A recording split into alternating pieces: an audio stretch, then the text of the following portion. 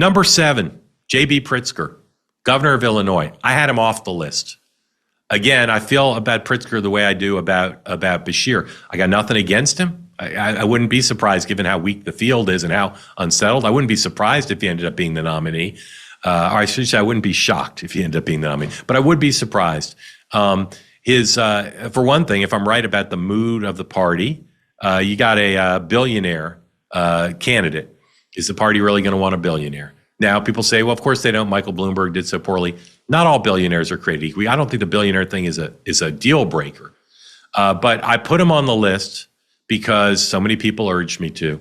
A lot of Democratic officials, a lot of Democratic strategists, a lot of donors said, got to put him on the list. Now, to put him on the list, I took off Rahm Emanuel, his fellow Illinois resident, former mayor of Chicago. Some people told me Rahm should be on the list. Some people said absolutely not. I felt in the numbers game, because everybody else on the list I kept on, I felt numbers game, I had to drop one of them. So Rahm came off. Maybe he'll be on the next round. Pritzker came on. Known strength, of course, is he can self-fund, right? People underestimate when they're amateur appraising potential nominees, potential candidates. They underestimate the need to raise a lot of money. You don't need to raise as much as you did once upon a time, but you need to raise a lot. You need to raise tens, hundreds of millions in this process. And Pritzker's a billionaire. Now, you run a risk if you're a billionaire writing a big check, because when you do, it's harder to raise money. And the reason it's important to raise money, including grassroots, when people give you money in a presidential campaign, they got skin in the game.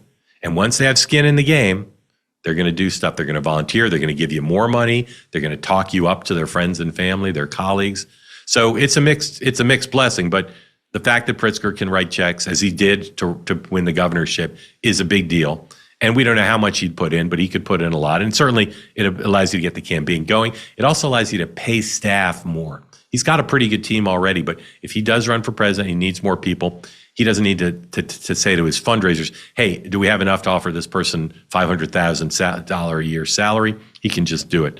I think his secret strength is he's pretty popular with a lot of the Democratic constituencies, labor unions, some of the other interest groups that make up the Democratic Party. He's tended to them in Illinois. He's spoken at their national events.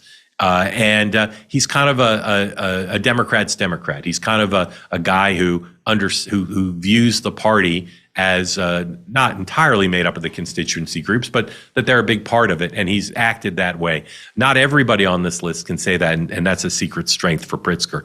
Known weakness is the same as a known strength, as I said before. A billionaire spending his own money to win the White House